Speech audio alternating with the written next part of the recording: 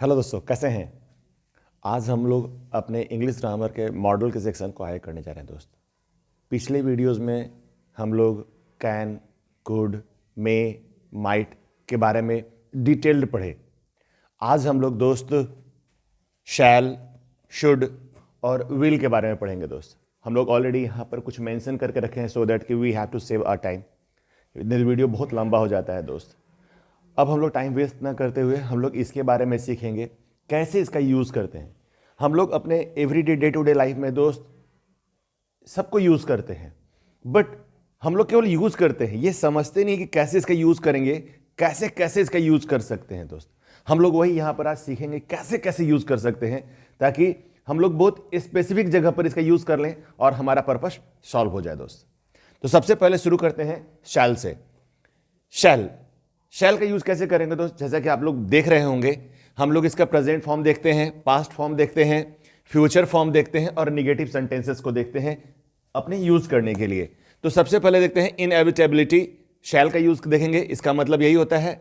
इसका present form और past form में दोस्त इसका बहुत सारा अर्थ नहीं आ पाता है। आप यूज करेंगे तो कुछ ऐसा ही यूज हो जाएगा इसका। आप यहां पे देखेंगे फ्यूचर में कैसा अर्थ निकलेगा, one day we shall overcome our dependency on oil. मतलब क्या बोलता है, एक दिन हम लोग क्या करेंगे, ओवरकम कर लेंगे। ओवरकम मतलब किसी परेशानी से निजात पा लेना, ठीक है, जीत जाना किसी चीज को। Overcome our dependency on oil, जो तेल के ऊपर जो हमारी निर्भरता है, एक दिन हम उसको हरा देंगे, जीत जाएंगे, मतलब उसको हम अपने कंट्रोल में कर लेंगे। कुछ इस तरह से इसका अर्थ आ रहा है दोस्त। देखिए शैल का यूज किए हैं और इस तरह का हमारा अर्थ आ रहा है। और अगर निगेटिव फॉर्म में देखेंगे तो क्या होगा, humanity shell never abandon the quest for immorality. Immorality मतलब अनैतिकता, ठीक है। जैसे हम लोग क्या बोलते हैं, हम लोग का मोरल कैसा है, हम लोग इमोरल हो गए हैं, मतलब अनैतिक हो गए हैं, काम को सही तरीके से नहीं कर पा रहे हैं, मतलब हमारे मन में गंदे विचार आ गए हैं। अनैतिक किसी को बोलेंगे ना, हम किसी के बारे में गलत सोचते हैं, दैट इज इमोरालिटी। ह्यूमैनिटी मतलब मानवता, शैल नेवर अबंडन, कभी भी नहीं हटाया जा सकता। अबंडन मतलब त्यागना, ठीक है। Never abandon the quest for immorality, मतलब इमोरालिटी के हिसाब से मानवता को कभी भी नहीं त्यागा जा सकता, हटाया जा सकता, या हटाया जाएगा, जैसे भी आप समझेंगे इसका अर्थ निकालेंगे दोस्त। इस तरह से हम लोग समझेंगे अगर इसका हम इनएविटेबिलिटी के अर्थ में इसका अर्थ निकालेंगे तो। अगर प्रॉमिसिंग के अर्थ में, मतलब किसी से हम वादा के सेंस में करते हैं, ये ब्रिटिश लैंग्वेज में बहुत ज़्यादा इसका यूज़ होता है। जैसे हम लोग अमेरिकन इंग्लिश सीखते हैं दोस्त, ब्रिटिश इंग्लिश सीखते हैं, तो इसमें इसका अर्थ बहुत ज़्यादा आपको दिखेगा। जैसे प्रेजेंट में और पास्ट में तो नहीं पता चलेगा, यहाँ देखेंगे तो थोड़ा ज़्यादा क्लियर समझ में आएगा दोस्त।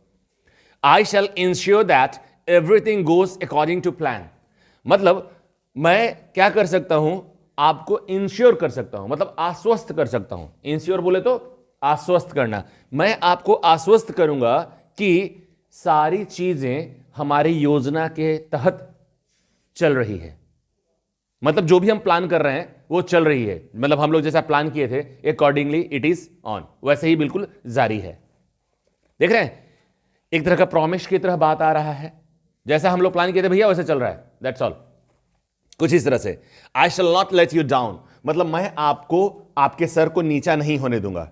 जैसे हम लोग अक्सर बातें हैं, I won't let you down, मतलब आप हमको कोई काम दिए हैं और वो काम बहुत बहुत बहुत बहुत इंपॉर्टेंट है आपके लिए, और आप हमको बोलें कि सर ऐसा ऐसा कर दीजिए, अगर हम नहीं करेंगे तो क्या होगा, आप हमको जान तो नहीं मार दीजिएगा, लेकिन आपका बात को अगर हम तवज्जो दें, इज्जत करें, तो हम आपके बात को नीचे गिरने ही नहीं देंगे।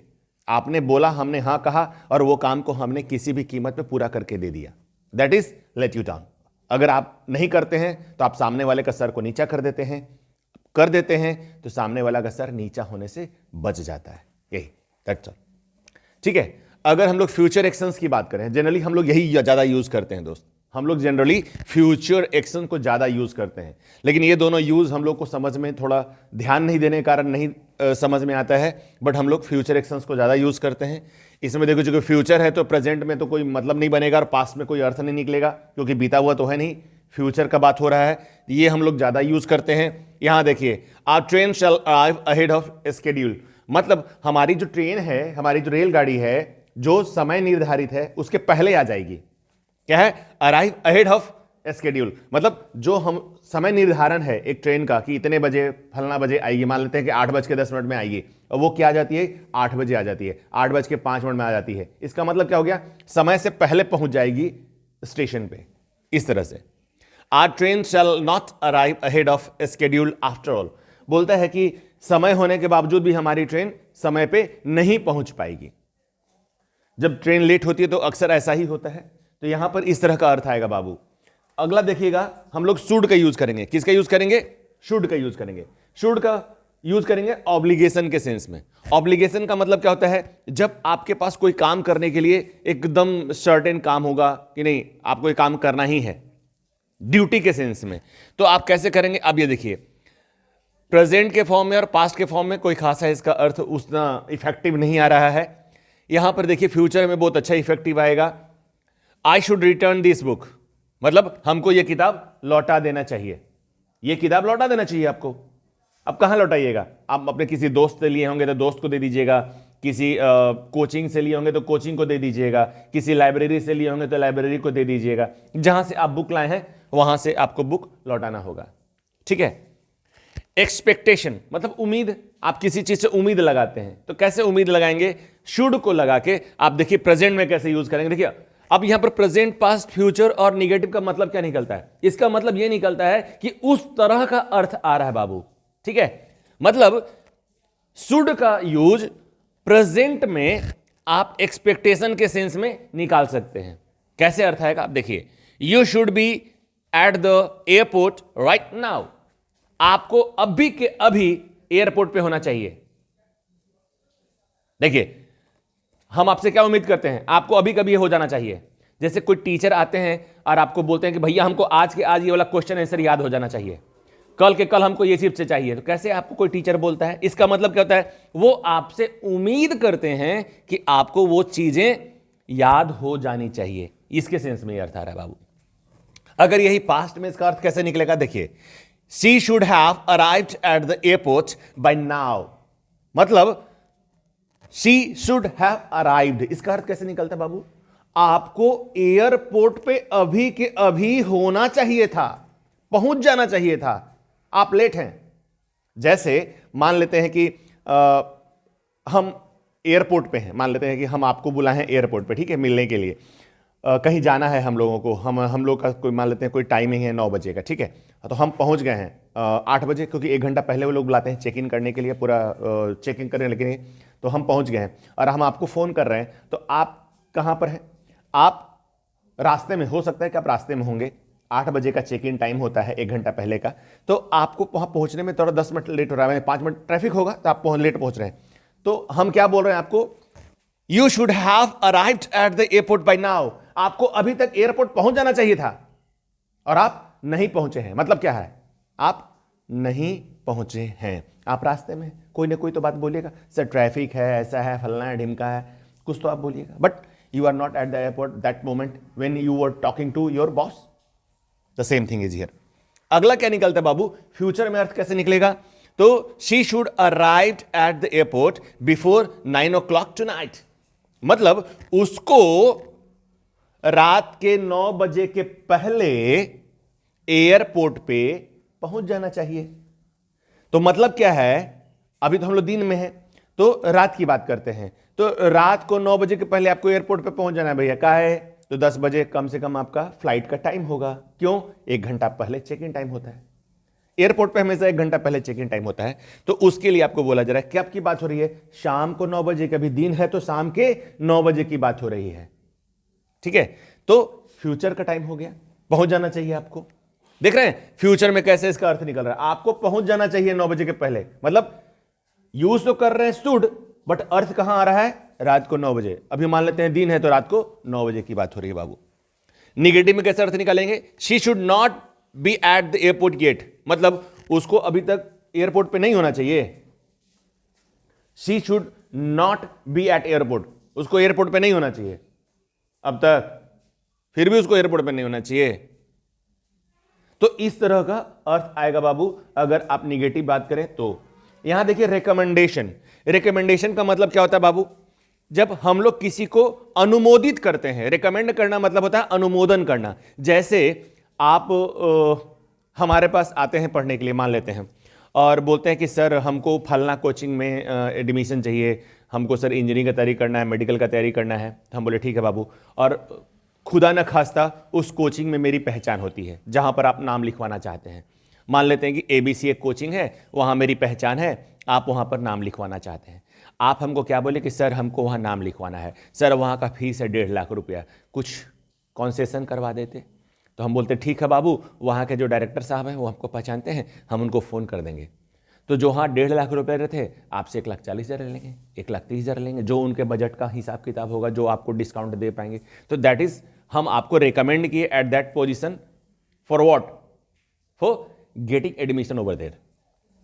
इस तरह से तो रिकमेंडेशन करेंगे। रिकमेंड कैसे करेंगे? For a strong bones you should drink milk. मतलब आपको जो मजबूत हड्डियों के लिए क्या करना चाहिए?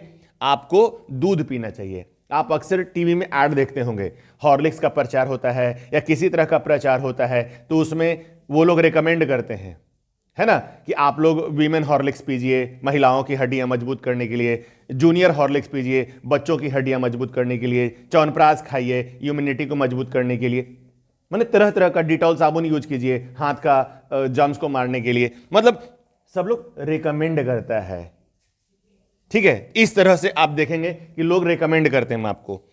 ये तो हुआ प्रेजेंट में, आपको करना चाहिए। हाँ, पास्ट में कैसे करेंगे? For A stronger bones you should have drunk milk. आपको मजबूत हड्डियों के लिए आपको पीना चाहिए था ना, आपको पीना चाहिए था ना भाई दूध, नहीं तो आपका हड्डी अभी टूट गया ना। जैसे जो बुजुर्ग होते हैं या किसी की मान लो गिर गए, चोट लग गई, हड्डी में मोच आ गई, टूट गई, कुछ भी होगा, तो लोग क्या बोलेंगे? अरे यार तुमको दूध पीना चाहिए था ना यार, तेरा हड्डी टूट गया। क्या है भाई? टूट गया मतलब कमजोर था तभी ना टूटा, मजबूत रहता तो नहीं टूटता, कमजोर है। अरे हम सबका शरीर कमजोर है भाई, थोड़ा सा भी गिरेंगे तो टूट जाएगा। तो इस तरह से हम लोग को पीना चाहिए था। अगर इसी का हम लोग फ्यूचर में अर्थ देखें तो for stronger bones you should start drinking milk. मजबूत हड्डियों के लिए आपको दूध पीना शुरू कर देना चाहिए। मतलब अभी तक पी नहीं रहे हैं, पीना शुरू कर देना चाहिए। देखिए ध्यान से देखिए अर्थ कैसे निकल रहा है। अभी आप पी नहीं रहे हैं, पीना शुरू करना चाहिए आपको, ठीक है। मतलब अब आने वाले समय में आप दूध को पीना शुरू करेंगे, अभी किए नहीं है। देख रहे हैं सूट से कैसे अर्थ निकल रहा फ्यूचर में, ठीक है। अब निगेटिव में अर्थ देखें कैसे निकलेगा? You should not drink too much milk. आपको बहुत ज्यादा दूध नहीं पीना चाहिए। हो सकता है कि ज्यादा दूध पीने से आप दूध को पचा नहीं पाएंगे, पेट खराब हो जाए, कुछ भी तकलीफ हो सकती है, क्योंकि किसी भी चीज का excess is not good for your health. Excessive of anything is bad. किसी भी चीज का बहुत ज्यादा खराब होता है। अति सर्वत्र वर्जयत हम लोग पढ़े हैं, तो इसलिए ऐसा बोला जाता है, ठीक है बाबू। चलिए अब हम लोग विल का पढ़ते हैं। हम लोग विल का यूज हम लोग हमेशा से क्या जानते हैं बाबू? कि ये फ्यूचर में यूज होता है। बिल्कुल सही बात है। अब विल का देखिए प्रॉमिसिंग में कैसे। प्रॉमिसिंग का मतलब क्या होता है? जब हम किसी वादा करते हैं। प्रेजेंट में और पास्ट में तो थोड़ा कम यूज दिखेगा बाबू। आप यहां देखिए फ्यूचर में। फ्यूचर में कैसे अर्थ होगा? I will ensure that everything goes according to plan. मतलब मैं आपको आश्वस्त करता हूं कि सारी चीजें हमारे योजना के तहत, हमारे प्लान के तहत चल रही हैं। गोज अकॉर्डिंग टू प्लान, ठीक है। ये इसका निगेटिव देख लेंगे बाबू, क्या होगा? I will not disappoint you. मैं आपको बिल्कुल तकलीफ में नहीं डालूंगा। डिसअपॉइंट करना मतलब किसी को मन को छोटा कर देना, किसी को दुखी पहुंचा देना, किसी को तकलीफ देना। मैं आपको डिसअपॉइंट नहीं करूंगा, ठीक है। फ्यूचर एक्शंस जो हम लोग जानते हैं बाबू, फ्यूचर एक्शन कैसे होगा यूज? अगर आप फ्यूचर में देखेंगे तो we will go to movie tonight. आज रात को हम लोग सिनेमा चलेंगे, ठीक है। अरे भैया आपको बोल नहीं रहे हैं, बस यहाँ सेंटेंस जो लिखा वो बता रहे हैं। We will go to movie tonight. हम लोग आज शाम को, आज रात को सिनेमा चलेंगे। We will not go to movie tonight. हम लोग रात को सिनेमा नहीं चलेंगे दोस्त। इस तरह से हम लोग देखें दोस्त, यहां पर शैल, शुड और विल का यूसेज सीखे, कैसे कैसे हम लोग यूज कर सकते हैं प्रेजेंट में, पास्ट में, फ्यूचर में, निगेटिव मीनिंग के साथ। इसका आगे का बाबू हम लोग अगले वीडियो में एक दूसरे मॉडल का यूज करना सीखेंगे।